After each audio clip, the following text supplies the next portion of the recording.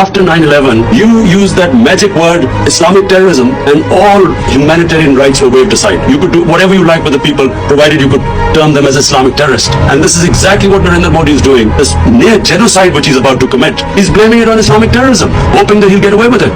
And that's why it's important for us to communicate with the Western world and civilized world and tell them what is happening.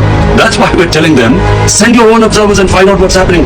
Terrorism has nothing to do with any religion. And my other fear is that India, for whatever is happening in Kashmir, will blame on Pakistan.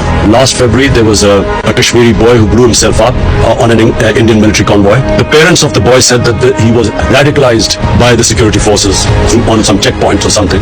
Nothing to do with Pakistan. Yet Pakistan was immediately blamed for it. Once a conflict starts between two nuclear-armed countries, and I told the Indian public too on television, I said it will go beyond me, my hands, or your Prime Minister's hands once it starts. Who knows where it's going to end up? So it's madness to allow this whole situation to deteriorate further. What we fear, and which is the stated aim of BJP government, that they will change the demography of Kashmir.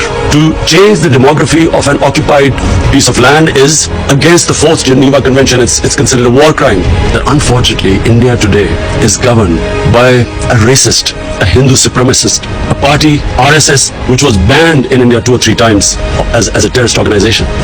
RSS was responsible for the assassination of Mahatma Gandhi. Prime Minister Narendra Modi, who's a life member of RSS, was responsible for the pogrom which took place in Gujarat, where 2,000 people were butchered.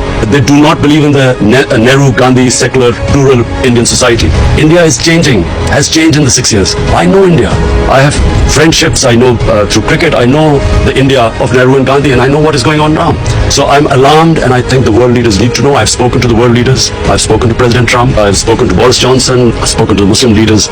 And this is the time for world to act before this goes too far. Because this is the first time after the Cuban crisis, 2 nuclear-armed countries are going to come face to face. After all, it is the United Nations Security Council resolution that gave the Kashmiris the right of self-determination.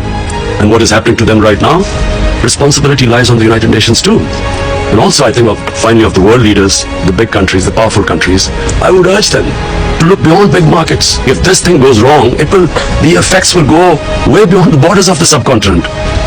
And this obsession with big markets and trade and all that, I mean, this is serious. So it's important for us to tell the world, and I know now that at least everyone knows. I've apprised all the major world leaders of the situation in Kashmir.